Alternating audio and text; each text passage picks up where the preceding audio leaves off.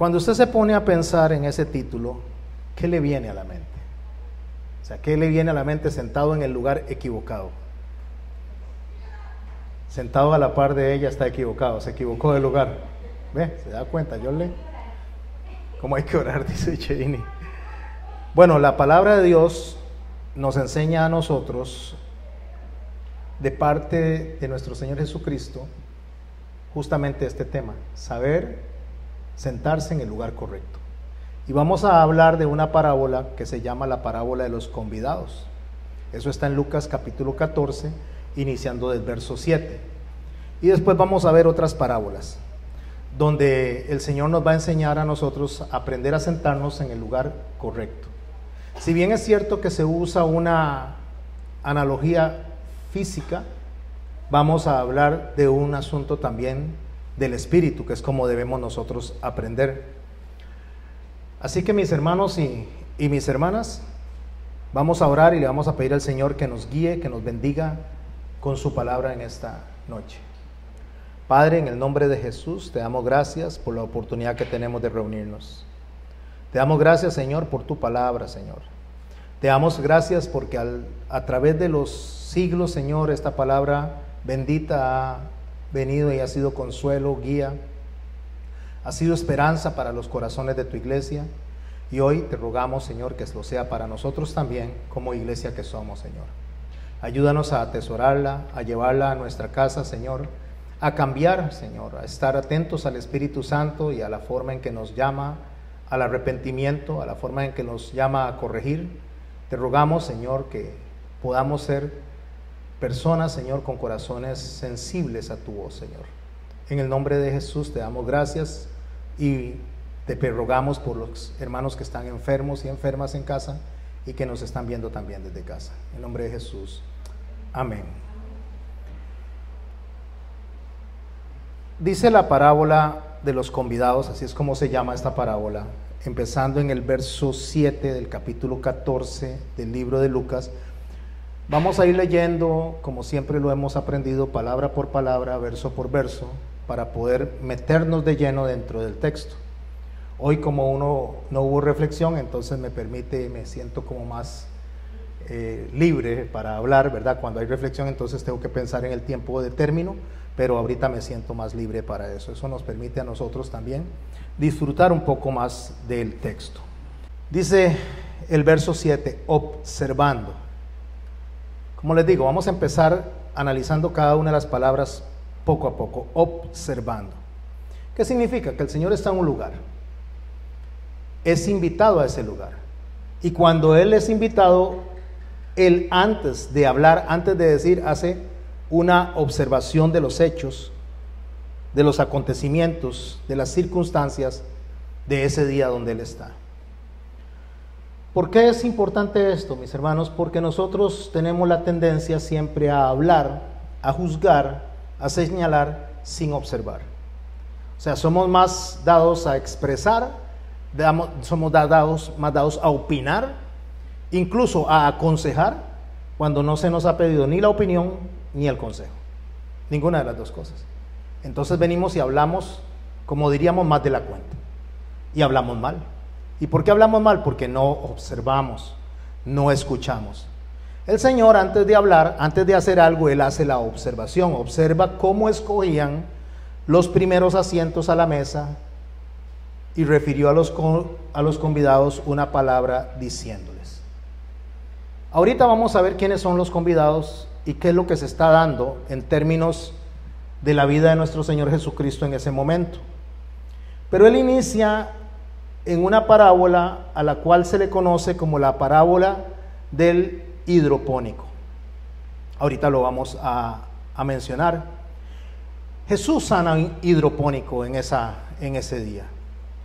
¿Qué es una persona hidropónica? O sea, ¿qué es una persona que tiene ese problema? O se conoce médicamente como hidropesia. Esa es la palabra de la medicina. La hidropesia es una acumulación anormal de un líquido ceroso en el cuerpo. Es como una especie de cerita, como una manteca que se le hace a las personas. Esta cerita que se da dentro del cuerpo inflama los líquidos, por exceso de líquido en el cuerpo, inflama los líquidos y las cavidades y los tejidos de la piel. Eso es la hidropesia. La parábola de la hidropesia refiere a este hombre que tiene ese problema. Hidropesia se compone de dos palabras que significan agua y cara. Agua y cara o agua y semblante. Esto es importante. ¿Y por qué es importante? Porque esta enfermedad afecta básicamente no solo el cuerpo, pero mayormente la cara.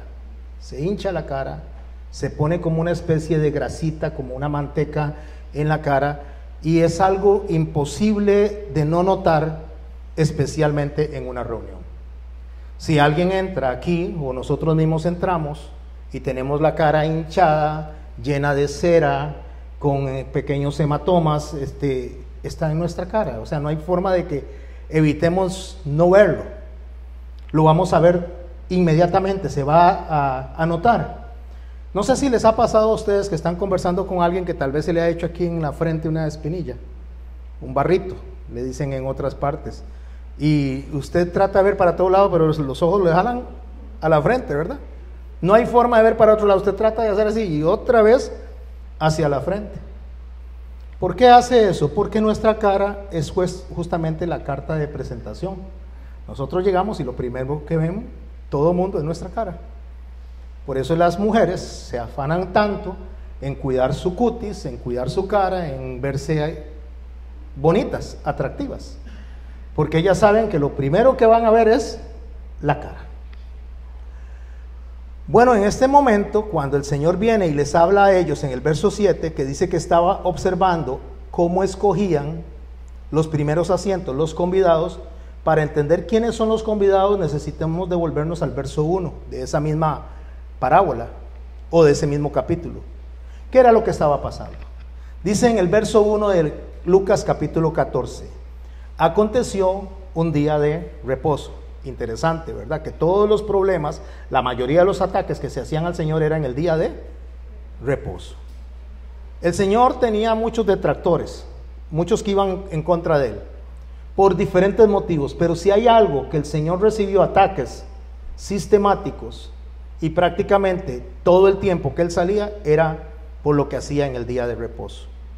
¿Por qué? Porque el día de reposo, como lo hemos venido aprendiendo y hemos venido enfatizando, le corresponde a nuestro Dios, es de nuestro Señor. Ahí no hay nada que alegar, ahí no hay nada que negociar. El día del Señor es el día del Señor. El Señor dice: santificarás mi día. 6 días nos dio el Señor para trabajar, para hacer otras cosas, y Él dice: este día es mío. Entonces, como el Señor dice que ese día es de Él, nosotros tenemos que dedicárselo a Él. ¿Cómo se lo dedicamos? Bueno, en nuestro tiempo se lo dedicamos reuniéndonos, compartiendo como hermanos. Ni siquiera es todo el día, aunque debería ser todo el día, pero dedicamos unas horas para el Señor. Si nosotros no podemos respetar el día del Señor, si nosotros no podemos tener realmente una dedicación para el día del Señor, ¿cómo pretendemos dedicar toda la vida al Señor si ni siquiera podemos respetar su día? Y no digo que una persona no pueda ausentarse a la congregación, no pueda ausentarse a la reunión de los santos en el día de reposo. Hay razones válidas para esto, si estamos enfermos, o si estamos cuidando a un enfermo también. O razones extraordinarias, como en el caso de que alguien fallezca y haya que ir a acompañarle a esta persona, porque eso es hacer iglesia también. Pero resulta que hoy en día la mayoría de las personas que se ausentan a las congregaciones es por afán, porque no les dio tiempo de hacer todo lo que tenían que hacer. Entonces dice: lo vamos a hacer en este día porque tengo que ir a trabajar después. O también por pereza. Existe la pereza: me levanté y qué pereza, qué calor está haciendo y ya estoy agotado, no quiero ir. O por rebeldía, como dijo una persona hace un rato: simplemente no me da la gana, no quiero ir hoy. Entonces, mis hermanos y mis hermanas, el ausentarse en el día de reposo tiene razones válidas y tiene razones inválidas. ¿A quién le toca examinar eso? ¿Al pastor? No, le toca a uno mismo examinarse si realmente está siendo consecuente con lo que dice uno que es para Dios o no. Porque cuando la palabra de Dios me enseña a mí que amarás a Dios por sobre todas las cosas, con toda tu mente, con todo tu corazón, con toda tu alma y con todo tu cuerpo, está hablando de un amor integral. Es interesante cómo las personas, cuando hablemos de los hombres, cuando conocen una muchacha, cuando están jóvenes y antes de casarse conocen una muchacha, llega bajo la lluvia, si tiene que ir a pie, llegan con hambre, si llegaron del trabajo, no importa, pero tengo que irla a ver porque es el día en que quedamos de vernos. Ahí no hay negociación. Ahí no importa, es más, no importa si no hay plata, si hay que caminar, se camina, aunque el chocolate llegue todo derretido en la bolsa, pero tengo plata para el chocolate, aunque no tenga plata para pagar el autobús, pero lo voy a hacer porque eso lo hace el amor. Pero resulta que con el Señor decimos que lo amamos y cualquier cosa toma el lugar de Él. De ahí ese conflicto que había en el día de reposo, porque los fariseos, si bien es cierto, eran hombres religiosos, pero estos hombres religiosos querían defender la palabra de Dios. Fariseo significa guardadores de la Torah, guardadores de la palabra. No era que ellos querían hacer lo contrario, lo hacían mal, sí, por desconocimiento, por vanagloria, por que habían sido mal enseñados, por ignorancia. No importa el punto en el cual el fariseo lo hacía, pero el fariseo quería cumplir con la ley de la manera correcta, supuestamente. Pero olvidaban la parte del amor. Por eso el Señor les decía a ellos, hagan esto sin dejar de hacer aquello. O sea, hagan la parte administrativa, la parte de lo que tiene que ver con con el diezmar, con la parte que ustedes están reclamando, pero no olviden el amor, no olviden la compasión. Porque cuando yo olvido el amor y la compasión, entonces automáticamente me desligo de todos los demás mandamientos. ¿Por qué razón? Porque resulta que si yo pongo por encima la ley del amor, o sea, mejor dicho, si pongo por encima la ley sobre la ley del amor, entonces no estoy consecuente a lo que nuestro Señor Jesucristo dijo. Nuestro Señor dijo que el primer mandamiento es amar a Dios por sobre todas las cosas. El segundo, amar al prójimo como a nosotros mismos, y de ahí depende toda la ley y los profetas. Y subraya esa palabra toda la ley y los profetas. Bueno, debido a que estaba ese conflicto entre los religiosos de cómo administrar el día de reposo, el Señor nos empieza a enseñar esto que voy a hablar, titulado Sentado en la silla equivocada. Lo voy a iniciar reforzando la necesidad de respetar el día de reposo. Si usted no se puede discipular entre semana, eso no tiene ningún problema, el Señor no le exige eso. Nosotros debemos de discipularlos porque necesitamos discipularnos, pero también en una forma equilibrada. No podemos venir lunes, martes, miércoles, jueves, viernes, sábado y domingo a discipularnos y abandonar el trabajo o abandonar nuestras relaciones de familia. O no podemos ir de lunes a domingo a nuestras relaciones de familia y abandonar el trabajo, sino ¿quién va a dar de comer? O abandonar la iglesia. O no podemos irnos, como le digo, a quedarnos con la familia y dejar la iglesia y dejar el trabajo. Al final de cuentas, nosotros tenemos que vivir una vida equilibrada, donde cumplamos con el primer mandamiento, amar a Dios por sobre todas las cosas, y ahí entonces cumplimos con los requisitos que Él nos da, y el requisito que Él nos exige, después de amarnos los unos a los otros, como Él nos amó, nos exige que le demos su día. ¿Tienen 6 para ustedes? 1 para mí. Y eso es una exigencia. Si no, vaya y léalo en el capítulo 10 del libro de los Hebreos, donde Él reclama, diciendo, no dejando de congregarse, como algunos tienen por costumbre. Bueno, aconteció, dice el verso 1, en un día de reposo, que habiendo entrado a comer, escuche, en casa de un gobernante que era fariseo. ¿Qué es lo que está sucediendo? Él fue invitado.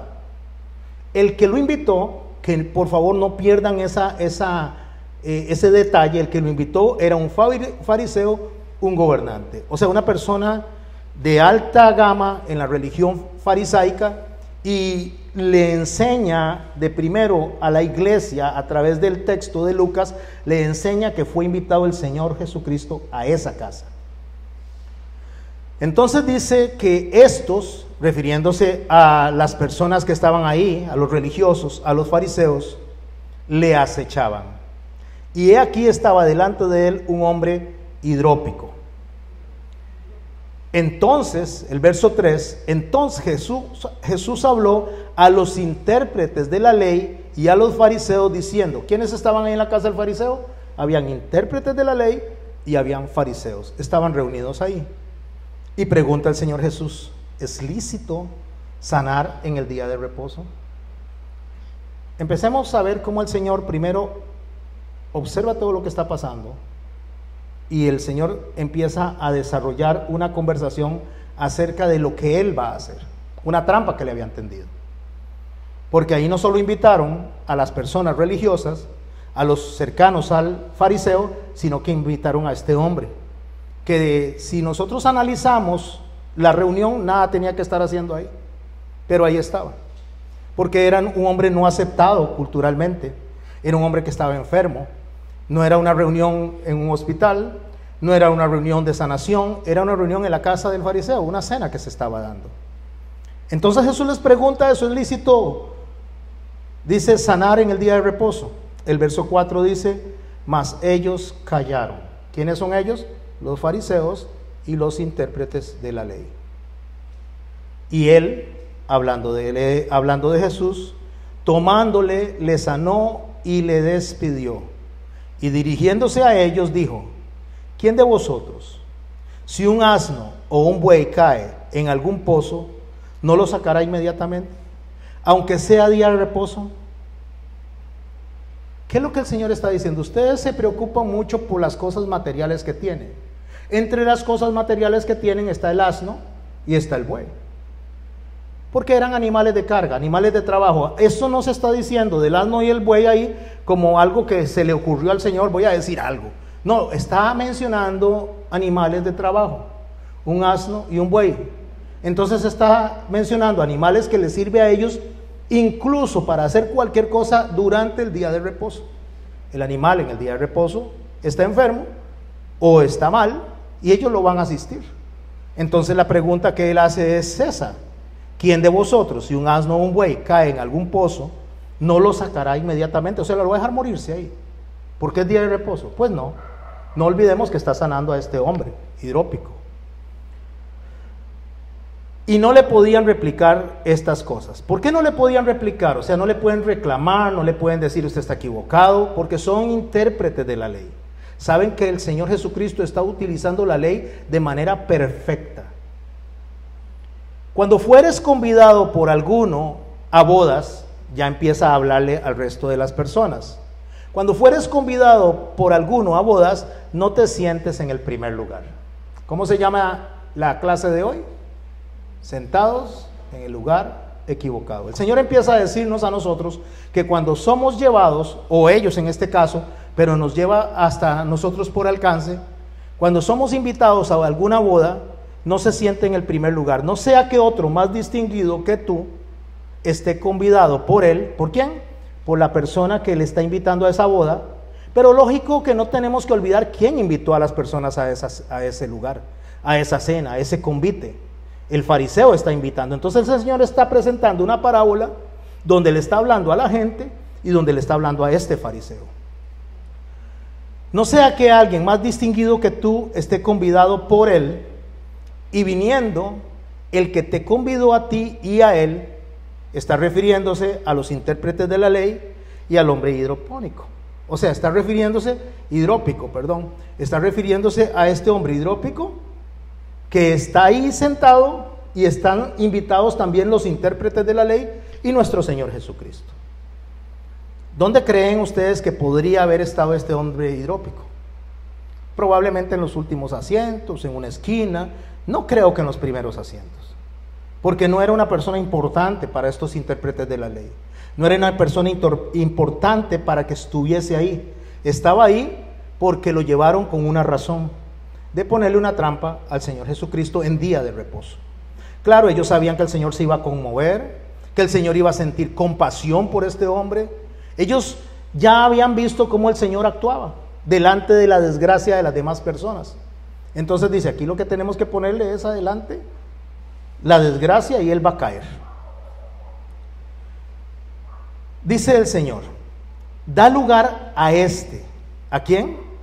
Da lugar a este. Y entonces el hombre que invita a todos, resulta que nosotros llegamos y tomamos, o ellos llegan y toman en la posición más importante: me voy al frente, me voy a sentar al frente. Nosotros somos intérpretes de la ley, somos fariseos, somos lo máximo. Entonces, como somos lo máximo, necesitamos estar en los primeros lugares. Yo cuando analizo esto, una de las cosas que he visto, una conducta que se da en muchas congregaciones, y no lo digo con un afán de criticar, sino de resaltar lo que sucede. Porque a veces la gente no menciona algo porque creen que le van a señalar como criticón. Pero nosotros tenemos que abordar ciertos temas que son importantes. Y entre esos temas está que cuando un pastor llega, sea yo, sea cualquier pastor de visita a algún lugar, le ponen en el primer lugar. Unos asientitos, ojalá, en el altar y que esté por encima de todos. Y si no tienen asientitos en el altar, entonces al frente le buscan un par de sillitas. La cosa es que este es el lugar especial. Se lo guardamos. Este es el lugar especial de la persona especial que estamos invitando. De hecho, en los tiempos de Pablo menciona justamente lo mismo.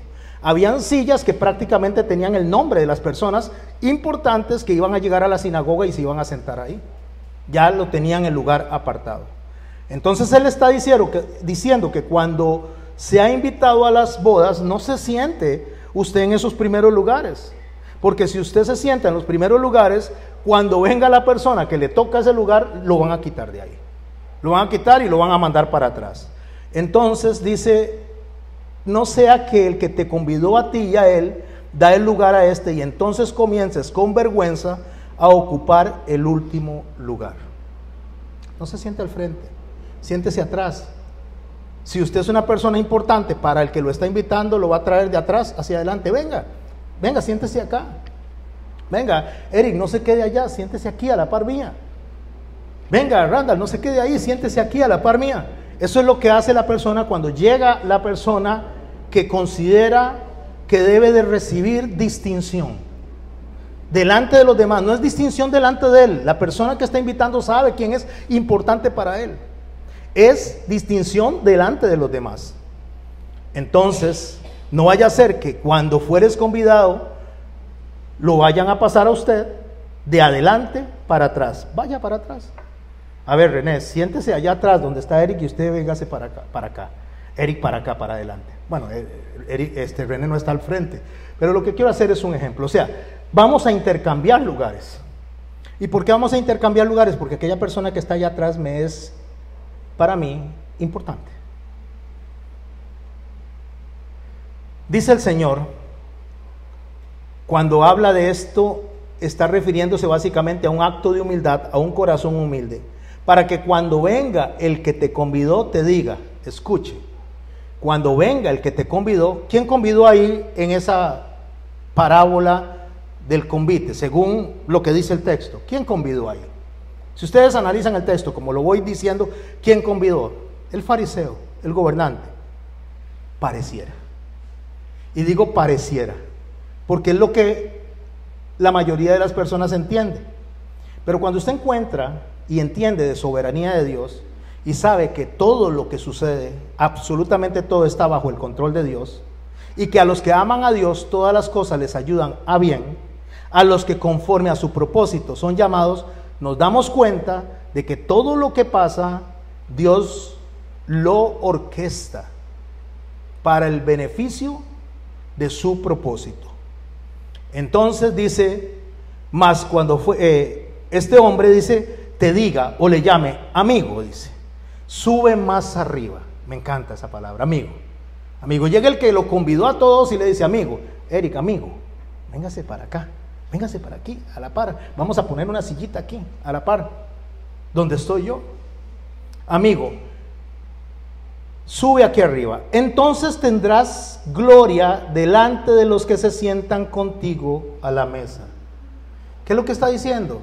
Si usted se sienta atrás, si usted no se autoexalta, si usted no se siente el más importante del grupo, si usted no cree que usted sea la pomada canaria o el noni de la sanación, y usted viene y se sienta en un lugar humildemente que no esté al frente, entonces usted va a recibir la invitación del que le va a llamar, amigo, pásate adelante, y va a recibir gloria delante de todos los que están. Entonces continúa el Señor diciendo, porque cualquiera que se enaltece, eso es la autoexaltación, será humillado, y el que se humilla será enaltecido.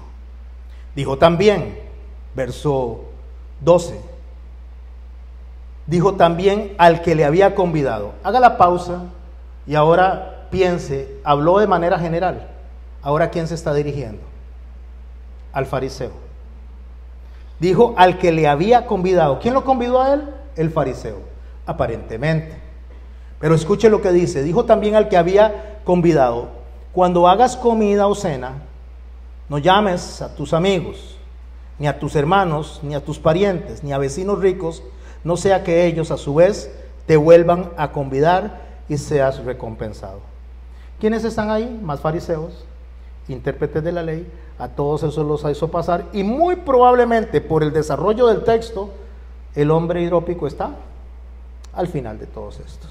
Entonces él está diciendo: cuando usted haga un convite, no invite a los que le pueden invitar, invite a los que no le pueden pagar el favor. Cuando usted haga un favor, trate de hacerle favores a las personas que no se lo pueden devolver. No es que usted no le haga favores a otras personas, pero usualmente cuando usted le hace favor o yo le hago favor al que me lo puede devolver, estoy negociando más que haciendo un favor. Estoy invirtiendo. Esa famosa frase, hoy por ti, mañana por mí. Eso no debería de caber en el corazón de un cristiano. ¿Por qué? Porque hoy yo hago las cosas y no debo de esperar nada a cambio. Tal vez lo que yo hice sea recompensado en otra persona, no en mí mismo. O sea, si yo vengo y hago algo por don Carlos, probablemente don Carlos lo haga por otra persona que yo ni conozca. Y esa es la cadena en la cual nosotros debemos de estar. Debemos de estar concentrados en hacer las cosas porque el corazón, el amor nos invita a hacerlas, no por obtener un beneficio. Si bien es cierto que al que bendice, Dios lo bendice, y que lo que el hombre siembra, eso recoge, es un hecho bíblico, eso se va a dar, pero yo no tengo que tener eso en la mente. Yo no tengo que tener diciendo: voy a hacer algo por Cheney porque Cheney me puede devolver el favor en algún momento. Porque lo que estoy haciendo es comprando favores. Cuando hagas comida o cena, no llames a tus amigos, ni a tus hermanos, ni a tus parientes, ni a vecinos ricos, no sea que ellos a su vez te vuelvan a convidar y sea recompensado. Mas cuando hagas banquete, escuche lo que le está diciendo al que lo invitó: llama a los pobres, los mancos, los cojos y los ciegos. No olvidemos el contexto de lo que estamos hablando. Es el día de reposo. ¿Y por qué no olvidemos el contexto? Porque lo que el Señor está haciendo es haciendo un escenario donde nos va a enseñar a nosotros acerca de los hechos que estaban ocurriendo en ese momento. No era tanto un asunto de cena, no era tanto un asunto de convite, es un problema de día de reposo. Es un ataque hacia Él en el día de reposo. Y ahí es donde tenemos que concentrarnos. Ese es el contexto. Es muy importante tener bien la idea central de la interpretación. Si usted hace eso de invitar a las personas que no te pueden recompensar, dice el verso 14, y serás bienaventurado porque ellos no te pueden recompensar, pero te será recompensado en la resurrección de los justos. Ok, ahora hagamos un ejercicio de discernimiento. ¿Saben lo que es discernimiento, verdad? Es tomar algo y entonces empezar a separar lo que está bien, lo que está mal, y sacar y extraer lo mejor que tenga. Lo mejor no, extraer el mensaje correcto que está ahí. En primer lugar, tenemos que analizar que Jesús está en la casa de un fariseo. A pesar de que los fariseos lo atacaban, a pesar de que los fariseos lo perseguían, el Señor se sentaba con ellos a la mesa a comer. O sea, el Señor no tenía problema de amarlos, no tenía problema de compartir con ellos, porque para nuestro Señor Jesucristo está el primer mandamiento y el segundo por encima de cualquier limitación, de cualquier barrera que pongan los seres humanos. El Señor dice: ámense los unos a los otros como yo los he amado. Entre esas cosas, que como Él nos amó, que está la entrega de Él, está también como Él compartió con las personas, como Él se sentó a la mesa con las diferentes personas, y entre ellos estaban los fariseos. Él no tenía ningún problema en sentarse con ellos, aun cuando sabía que lo estaban atacando, aun cuando sabía que le estaban poniendo trampa. Pero era una oportunidad para llevarles un mensaje piadoso, y es el caso de esta parábola. La palabra usada como acechar, cuando está hablando de que le acechaban al Señor Jesucristo estos intérpretes de la ley y estos fariseos, la palabra ahí en su etimología es espionaje. Es como que ellos estaban tendiendo una trampa de espías, como cuando alguien manda a una persona de un país a otro para que haga un espionaje para después atacar ese lugar. Eso es lo que la palabra indica ahí como acechar. Si yo analizo esa palabra a la luz de la Biblia, mi hermano Pedro, nuestro hermano Pedro, en 1 de Pedro capítulo 5 verso 6, nos ayuda a entender ese escenario, nos ayuda a entender esa idea. Humillados pues bajo la poderosa mano de Dios, para que Él os exalte cuando fuere tiempo. Nos estamos conectando con lo que estamos diciendo. Siéntese atrás, porque el Señor los va a exaltar, los va a pasar adelante cuando es el tiempo correcto, cuando es el tiempo debido. Si usted se sienta adelante, usted lo único que está mostrando es orgullo, usted lo único que está mostrando es un corazón ensoberbecido, y tarde o temprano el Señor también nos va a poner a nosotros en cintura y nos va a enseñar a nosotros cómo debe ser el orden de las cosas delante de Él. El que quiere ser exaltado, dijo el Señor, que se humille si quiere ser exaltado, porque quien se exalta a sí mismo será humillado. Humillados pues bajo la poderosa mano de Dios, para que Él os exalte cuando fuese tiempo, echando toda vuestra ansiedad sobre Él, porque Él tiene cuidado de vosotros. O sea, no se preocupen por ocupar los primeros asientos, no se preocupen por estar siendo aplaudidos, no se preocupen que le reconozcan el trabajo. No importa lo que usted haga, si lo hace para Dios, usted va a tener la recompensa directamente de Dios. Sed sobrios, dice, y velad. ¿Qué es una persona sobria? Lo contrario a una persona ebria. Una persona ebria no tiene control de su cuerpo, pega por todo lado, balbucea, no se le entiende lo que dice. Entonces sean sobrios y velad, tengan control. No se dejen llevar por la emoción. No se dejen llevar por la emoción de recibir el reconocimiento, el aplauso. Porque vuestro adversario el diablo, como león rugiente, anda alrededor buscando a quién devorar. Ese es el acecho.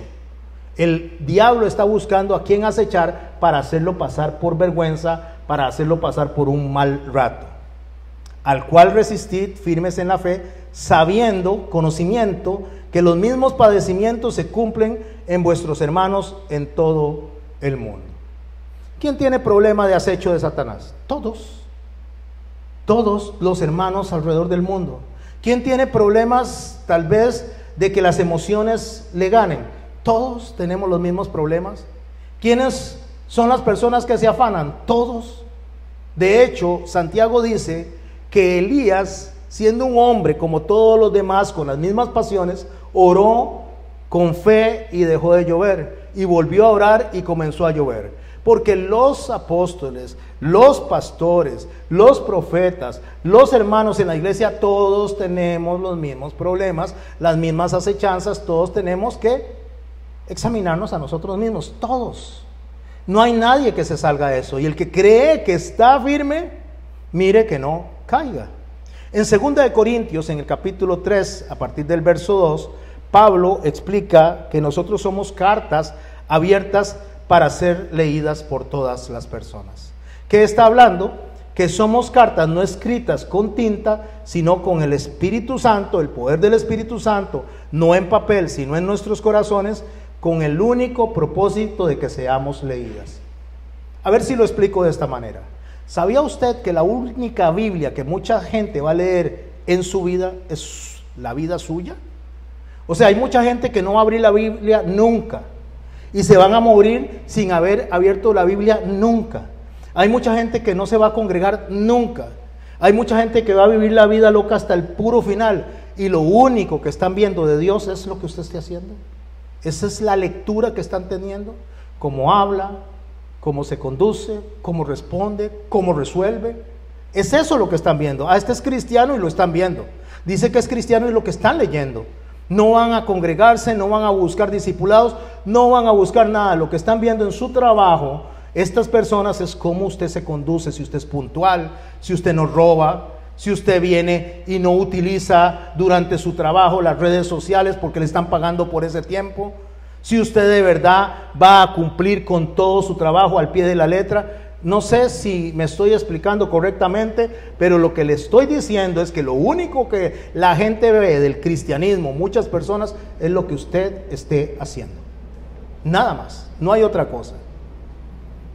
Así que nosotros somos básicamente Biblias para mucha gente. Somos Biblias, cartas abiertas, dice Pablo. Este hombre hidrópico había sido invitado pues simplemente para provocar a Jesús. Probablemente el fariseo, como les dije, lo había traído con el fin de ponerlo a él frente a la desgracia para que el Señor actuara como él normalmente actúa, con amor ante esa conducta. Por eso el Señor empieza preguntando. Él sabía porque estaba ahí. Él es omnisciente, Él es Dios. Él dice, ¿es lícito sanar en el día de reposo? ¿Por qué? Porque la respuesta correcta sería sí, por supuesto. Porque hay un mandamiento de amor. La cuestión aquí no era un problema de sanación, ese no es el problema. El problema que se está dilucidando aquí es el día de reposo. ¿Qué hacemos y qué no hacemos en el día de reposo? Cuando Jesús sana al hombre, las personas que estaban ahí lo acusan de estar trabajando. Esto es muy importante. En día de reposo y violando el mandamiento, pero esto no era cierto. Jesús, con la pregunta que Él les hace, ¿es lícito sanar en el día de reposo? Jesús está trayéndole a esos intérpretes de la ley, a esos fariseos, una reflexión, un análisis de que no hay un solo mandamiento que impida que usted le dé a una persona ayuda, sanidad, asistencia en el día de reposo. No sé si le prestaron atención a lo que dije al principio. Si usted está enfermo o una persona en su casa está enferma y ha de asistirlo, es una razón válida para no acercarse a la congregación. Porque si usted se viene a la congregación y deja a una persona de su casa enfermo a expensas de lo que le pase, todos los demás mandamientos están siendo violentados. Todos. Porque esa persona puede caer en crisis, incluso podría ir a parar al hospital y usted y yo tenemos la responsabilidad de asistir a esa persona que está enferma. Y si estamos enfermos, pues con mucho más razón, ¿verdad? Bueno, entonces el Señor, después de esto, continúa con la parábola que estamos en desarrollo hoy. La parábola justamente de sentarse en el lugar correcto. La parábola, mis hermanos, no son fábulas. Las parábolas no son cosas fantasiosas. Lo que el Señor hace es tomar situaciones reales, familiares, para mostrarnos a nosotros una verdad de Dios, para mostrarnos el reino de los cielos. En la casa del fariseo, cuando Jesús nota lo que están haciendo, que estratégicamente se están sentando en lugares de importancia para tomar los primeros asientos, en los lugares de mayor honor, entonces Jesús les dice, si fueres convidado por alguno a las bodas, ¿qué era una boda? Eran las mejores fiestas que habían, se hacían hasta por 7 días. No te sientes en el primer lugar.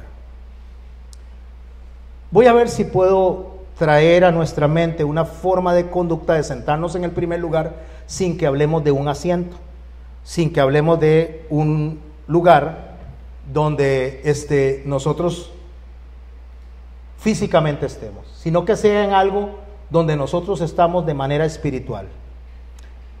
¿Cómo lo quiero presentar hoy? Tal vez ustedes han experimentado eso, tal vez no. Tal vez ustedes como actores o tal vez otro como actor. A veces nosotros somos bien tratados por las personas, somos tratados con mucho amor, con mucho respeto, especialmente en el trabajo. La gente nos pone en buenas posiciones. De hecho, hay muchos hombres que cuando una mujer los trata bien, confunden amabilidad con insinuación.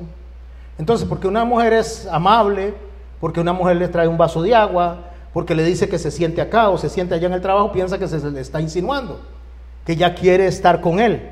Y lo que pasa es que esta persona es amable.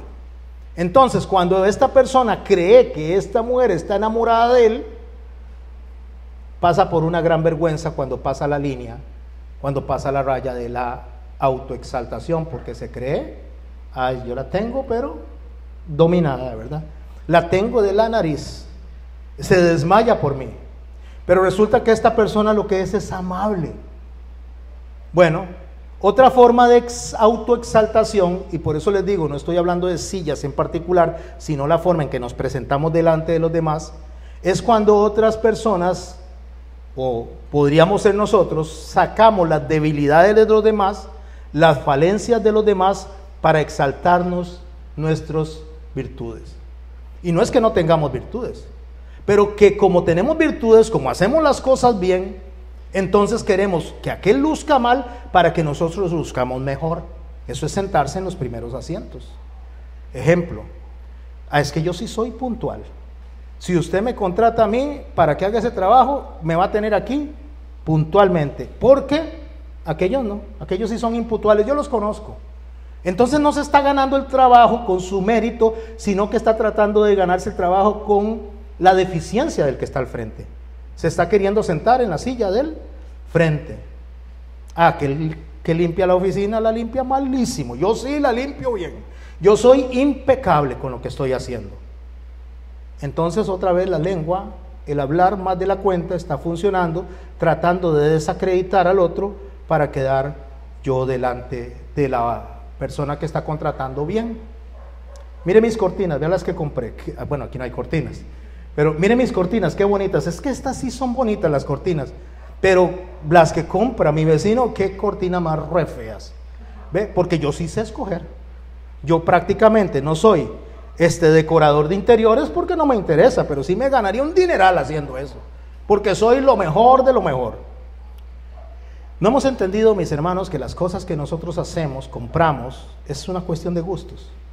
Puede ser que la cortina a mí me parezca maravillosa, pero al vecino le parezca una cortina sumamente asquerosa, horrible, y a él le parece la de él bonita.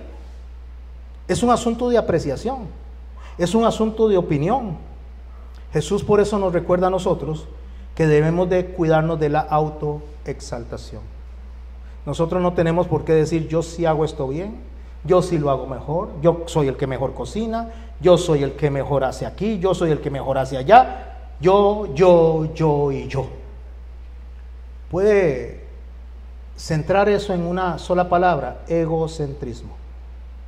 ¿Somos egocéntricos o no lo somos? Creemos que lo que los demás hacen es lo peor y que nosotros lo hacemos es lo mejor. Y de hecho eso pasa justamente en las iglesias, en las congregaciones. Aquellos van camino al infierno. Esos, yo me imagino que mañana el mismo diablo va a salir de la tierra, se va a abrir y se los va a llevar, porque ellos hacen esto y esto. ¿De verdad? Nosotros no, nosotros somos lo máximo. Nosotros, mire, nosotros no decimos ni siquiera una mala palabra, porque Dios guarde decir algo que sea malo. No estoy diciendo de palabras ociosas, palabras vulgares. Estoy hablando de que la persona quiere hablar hasta como esos intelectuales. Vosotros habéis venido aquí a reuniros conmigo porque vosotros, no, yo no voy a decir usted o ustedes, porque eso suena muy corriente. Vosotros, hermanos y hermanas, me habéis acompañado en esta noche. Y tratamos de utilizar un lenguaje así como muy cool, porque, no, somos los que mejor usamos el lenguaje, somos lo máximo. Aquellos van para el infierno. No, aquellos, mira, qué ridículos, todos visten de blanco, porque la palabra dice que debemos de santificarnos y usar vestiduras blancas. No, aquí podemos usar diferentes colores. Yo no estoy hablando aquí de si tienen la razón o no tienen la razón. Estoy diciendo que nosotros nos creemos mejor que los demás. Y eso se llama sectarismo. Porque el único que sabe quién está bien es el Espíritu Santo. Y el único que sabe y puede dar testimonio de nosotros es Dios a través del Espíritu Santo. Yo no veo, dice el Señor, le dijo a Samuel, yo no veo como ven los hombres. Los hombres ven la apariencia, yo veo el corazón. Podría ser que la señora que está con la falda hasta el piso y que está con el velito arriba, esa señora pues sea una gran corrupta. Y podría ser que la señora que entró con un pantalón muy cortito está en un proceso de sanación y está arrepintiéndose de lo que está haciendo, y Dios va a ir transformándole el corazón, va a ir transformando la conducta, porque Dios es el que trabaja en esas personas. Bueno, nosotros no podemos ver eso, Dios sí lo ve, todo lo ve. Si nosotros hablásemos de la autopromoción a la que el Señor está atacando, de sentarse en la silla equivocada, venirnos a la silla equivocada y menospreciar a los demás, ¿cómo le llamaríamos a eso? Deseo leer un salmo, el Salmo 75, Johnny lo está poniendo en Reina Valera, pero yo lo voy a leer en Dios habla hoy, en este momento. Y lo voy a poner en Dios habla hoy porque las palabras nos ayudan más a poder centrarnos en lo que estamos aprendiendo hoy. Salmo 75, a partir del verso 5. A los presumidos. ¿Qué es una persona presumida? Una persona que no tiene un análisis de sí mismo con una moderación, como debe ser, sino que a lo tico es el que se cree la mamá de Tarzán. Y déjeme decirles a lo tico que al mejor mono se le cae el zapote. Dice, a los presumidos y a los malvados. ¿Quién es una persona malvada? Una persona malvada es la persona que está siempre en la intención de hacer lo incorrecto. Les digo, no sean tan altivos y orgullosos. ¿Qué es ser una persona altiva? Una persona que desprecia lo que el otro hace. No sean tan altivos y orgullosos, no hagan alarde, o sea, no presuman de su poder. De su poder en este caso es lo que ustedes son hábiles. Si usted canta bien, si usted cocina bien, si usted predica bien, si usted conduce bien, deje de estar presumiendo lo que hace. Deje de estar sintiéndose mejor que los demás y mucho menos sacándole a los demás la basura para que usted sea exaltado más de lo que ya se ha puesto. Ni sean insolentes al hablar. Eso es hablar de una manera atrevida, desvergonzada y con irreverencia. Y dice el Señor, pues el juicio no viene ni de este ni del oeste, ni del desierto ni de las montañas, sino que el juez es Dios.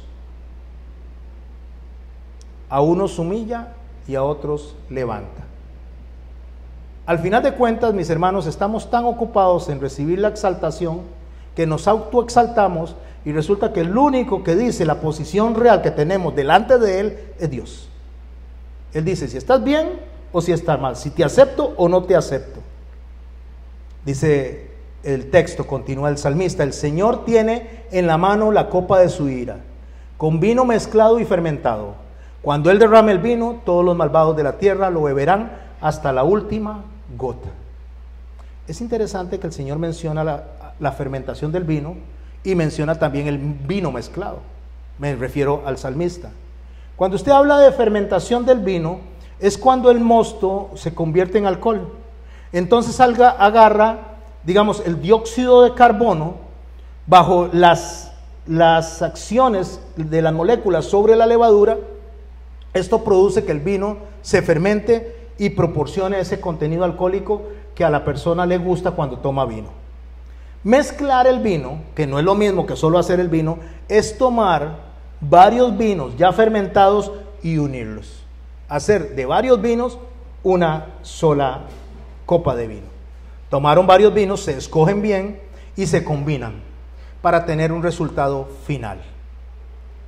Esas son las características que el Señor está mostrando a través del salmista. El Señor, cuando va a hacer un juicio, dice, toma el vino fermentado y agarra después otros vinos y los mezcla, todos los vinos de diferentes calidades, para ejercer un juicio justo. A ver si me explico con eso. ¿Conocen de vinos ustedes? Si no conocen de vinos, conocieron esa parte. Yo no conozco mucho de vinos, pero sí investigué qué era lo que el salmista está diciendo. Lo que el Señor está diciendo, lo voy a utilizar en palabras sencillas. Lo que el Señor está diciendo es, no todos son ojo, no todos son oreja, no todos son oído, no todos son nariz. A ver, en la iglesia todos tenemos una función diferente. Unos van a resaltar en un área y otros en otra. Pero cuando una persona quiere hacer más de lo que le corresponde o quiere meterse en donde Dios no le ha invitado a sentarse, entonces el Señor toma esto, hace una mezcla de los vinos para sacar un juicio. El Señor lo dijo de esta manera: siéntese en el último lugar. Siéntese en el último lugar, porque si no el juicio de Dios va a venir sobre la persona que se exalta a sí mismo. Porque cuando somos llamados al frente, mis hermanos, lo primero que vamos a notar, y con esto voy cerrando, lo primero que vamos a notar cuando somos llamados al frente es la expresión facial. A ver, estamos sentados todos aquí, Eric está allá al final, entonces le decimos: Eric, véngase para adelante, usted siéntese aquí a la par del que te está invitando. ¿Quién estaba invitando? ¿El fariseo? No, aparentemente era el fariseo, Pero el fariseo no estaba invitando ahí. Todos eran invitados de alguien mayor que el fariseo. Todos eran invitados a través de la soberanía de Dios para enseñarnos algo a nosotros. Entonces, ese que está invitando le puede decir: Eric, pase adelante. Y cuando Eric viene hacia adelante, viene con la cara toda contenta, viéndolos a todos, sonriendo, ¿eh? Todo feliz. Y todos lo están viendo y le están viendo la cara, que es lo que se ve, es inevitable verle la cara y está todo feliz. ¡Wow! Me llamaron a mí. Me voy a ir a sentar allá. Voy a estar en los primeros asientos. Yo me quedé aquí queditico. Cuando él dice: amigo, le dice: sube más arriba y entonces tendrás la gloria delante del que se sienta a la mesa contigo. ¿Están conmigo en el texto? El Dios Todopoderoso, el Dios omnisciente, el Dios de compasión, el Dios de amor, el Dios de misericordia, el Señor de señores está sentado para que le pongan una trampa. Está el hombre hidrópico con su cara hinchada, llena tal vez de grasa, llena tal vez de inflamación. Todos lo ven cuando entra y dicen: ah, qué tipito tan re feo. Pero el Señor lo ve y le dice: amigo, venga para adelante. ¿Quién le está diciendo que se pase adelante? Nuestro Señor Jesucristo lo está trayendo del asiento de atrás adelante de todos los que están ahí. Sube aquí arriba y entonces tendrá la gloria de los que se sientan contigo a la mesa. Cierro con esta parábola, mis hermanos. Mateo capítulo 22. Y esto nos conecta a lo que acabamos de aprender. Respondiendo Jesús, verso 1, les volvió a hablar en parábolas diciendo: el reino de los cielos es semejante a un rey que hizo fiesta de bodas a su hijo, y envió a los siervos a llamar a los convidados a las bodas, mas estos no quisieron venir. Volvió a enviar a otros siervos diciendo: decid a los convidados: he aquí he preparado mi comida, mis toros y animales engordados han sido muertos y todo está dispuesto, venid a las bodas. Mas ellos, sin hacer caso, se fueron cada uno a su labranza, el otro a sus negocios, y otros tomando a los siervos los enfrentaron y los mataron. Las personas que se ocupan más de sí mismo que de lo que Dios quiere. Al oírlo el rey se enojó y enviando sus ejércitos destruyó a aquellos homicidas y quemó la ciudad. Entonces dijo a sus siervos: las bodas a la verdad están preparadas, mas los que fueron convidados no eran dignos. Id pues a la salida de los caminos y llamad a las bodas a cuantos halléis. Y saliendo los siervos por los caminos, juntaron a todos los que hallaron juntamente, malos y buenos. Malos y buenos aquí no son de maldad, sino personas que pueden hacer las cosas según el propósito de Dios, y otras personas que están en el proceso de aprender, que están en ese proceso de agradar a Dios de la manera correcta. Los están invitando a las bodas, a la casa del Señor, al banquete del Señor. Y fueron llenas las bodas de convidados. Entró el rey para ver a los convidados y vio allí un hombre que no estaba vestido de boda. O sea, estaba sentado en el lugar equivocado. Y le dijo: amigo. Me encanta eso, es que el Señor solo así se refiere, amigo. Le dijo amigo a Judas, le dice amigo a las personas que no están de acuerdo a lo que él le gustaría, pero él llama amigo porque él es amigo, porque él es amor, porque él es compasión. Nosotros somos los que no entendemos lo que él ha hecho por nosotros y no le damos el valor que él desea que le demos, que su día de reposo es de él, que su día de reposo es para que lo glorifiquemos a él, y su día lo glorificamos a él, y el día de reposo es reuniéndonos como hermanos para amarnos los unos a los otros. ¿Cómo entraste aquí sin estar vestido de boda? Mas él enmudeció. Entonces el rey dijo a los que le servían: atadle de pies y manos y echarle a las tinieblas de afuera. Allí será el lloro y el crujir de dientes, porque muchos son llamados y pocos escogidos. ¿Me está escuchando usted a través del canal? ¿Me está escuchando a través de YouTube? ¿Me está escuchando a través de alguna de las plataformas? Cuando la palabra de Dios dice que muchos son los llamados y pocos los escogidos, no se está refiriendo a infierno y cielo. El Señor nos llama a nosotros a su servicio. El Señor nos llama a nosotros para que hagamos las cosas como a Él le gusta y sigamos las instrucciones que Él nos da. Pero los escogidos, eso depende de cómo nosotros actuemos. Somos escogidos como cuando usted presenta un currículum para pedir trabajo. Entonces en el currículum usted presenta: yo soy un buen cocinero, yo cociné en tal y tal hotel, tengo esta especialidad, manejo también conocimiento en vinos, y entre todos los que están ahí, entre todos los currículum, lo escogen a usted por su capacidad, por lo que usted ha podido demostrarle a la empresa que lo está contratando que usted puede hacer. Pero ahora pensemos, imaginémonos este escenario.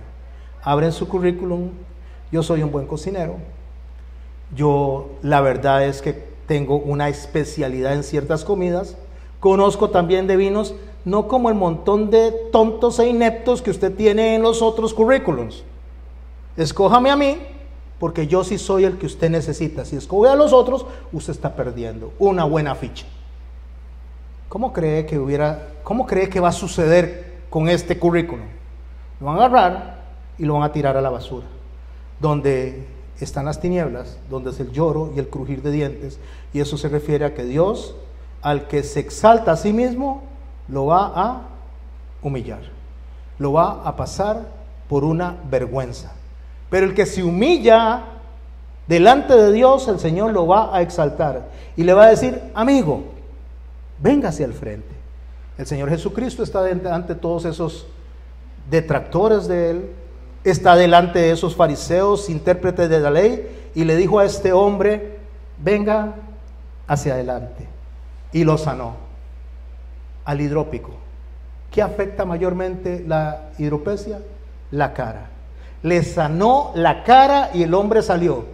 ¿Cómo iba ese hombre cuando lo veían a la cara? Con la cara sana y con una sonrisota, porque el que invitaba lo había sentado a su lado. Oremos, mis hermanos. Padre, en el nombre de Jesús te damos gracias, Señor, por este hermoso mensaje. Gracias, Señor, porque sabemos, Señor, que de ti todo lo que venga, Señor, es bueno, Señor. Que no nos vas a dejar, Señor, lo que hagamos por ti, no lo vas a dejar como vano, Señor. Que todo, Señor, lo que se haga según tu palabra, según tu voluntad, Padre bueno, todo lo que hagamos, Señor, será recompensado por tu persona.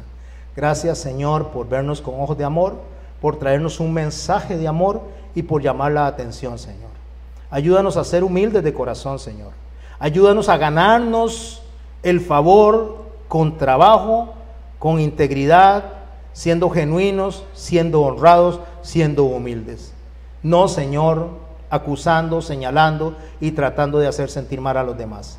Ayúdanos, Señor, por favor, para que de esta manera podamos recibir tu aplauso y no el de las personas, porque tu aplauso es el que queremos, tu exaltación es la que queremos, Señor, y si para eso tenemos que ser humillados, ayúdanos, Señor, a que nosotros mismos permitamos eso con el fin de que tú seas el que nos ponga en ese lugar de privilegio. En el nombre de nuestro Señor Jesucristo. Amén.